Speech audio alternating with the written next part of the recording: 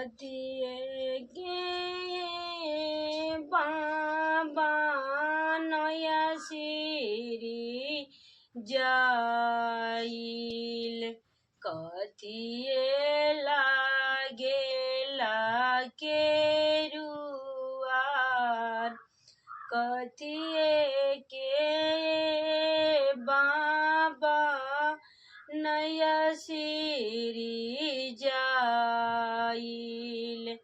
कथिए लागेला के रुआर अपना भी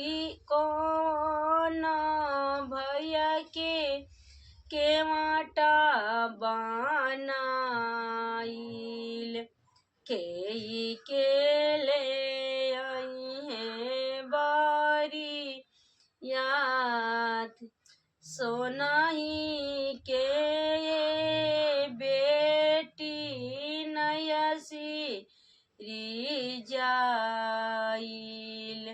रूपही लागेला के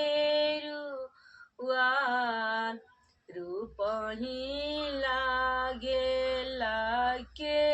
रुआर अपना कौन भैया के केवाटा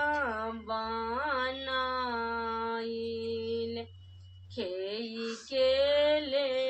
आई है बरी याद अपना वीराना भैया के केवाटा बनाइल खेई के ले आई है बरिया राम के रोसैया से बोलेली कौन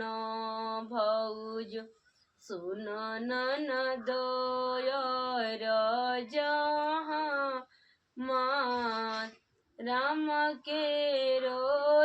रोसैया से बोलेली कौन भौज सुन ननदोयर जहाँ मान तहरा बियाहवा के करने ननदो स्वामी मोरा के वट बहिनी खेई के ले आईनी बरिया तहरा बियाहवा के करने ननदो स्वामी मोरा के वट बहिनी खेई के